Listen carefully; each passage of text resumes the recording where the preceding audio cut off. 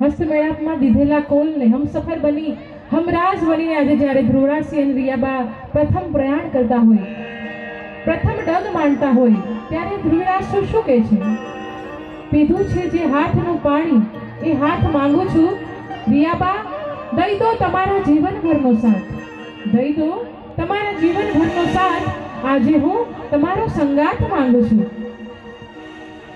થોડી ક્ષણોમાં આપણે ચોરીમાં 4 મંગળ વર્તાશે અને 4 દાનનું શું મહત્વ હોય છે, આવો થોડી સાહિત્યની વાતો કરીએ, ત્યારબાદ આપની ફરમાઈશ અમે જરૂરથી અહીંથી રજૂઆત કરીશું. 4 દાન, 4 પુરુષાર્થ અને 4 સંકલ્પો સંકળાયેલા છે ચોરીના 4 મંગળની સાથે.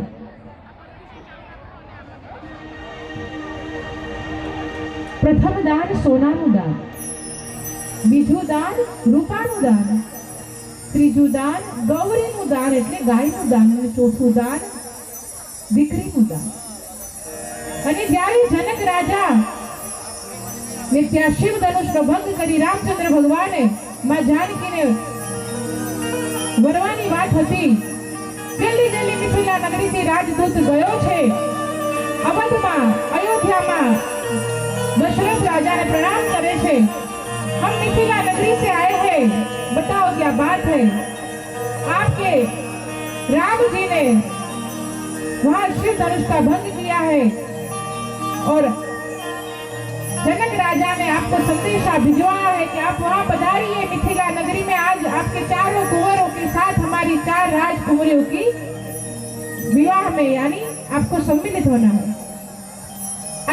किस्सो હું તમને એટલા માટે કહી રહી છું કે સાહેબ દીકરીના માવતર કોઈથી નીચા ન સમજતા. જનક રાજા પોતાના સિંહાસનથી ઊભા થયા છે, દશરથ રાજાનું આગમન થઈ રહ્યું છે. દશરથ રાજા હાથ જોડીને કહે છે, હે મિથિલેશ, હે જનક રાજા, હું તમારી દીકરીનો હાથ માંગવા આવ્યો છું. મિથિલેશ એમ કહે છે કે દશરથ રાજા, आप तो पुत्र ना पिता છો, आप કેમ નીચે ઊભા છો? આપ મારી સમાન આવીને ઊભા રહો ને પછી હાથ માંગો. પ્રથમ મંગળ વર્તાઈ રહ્યું છે.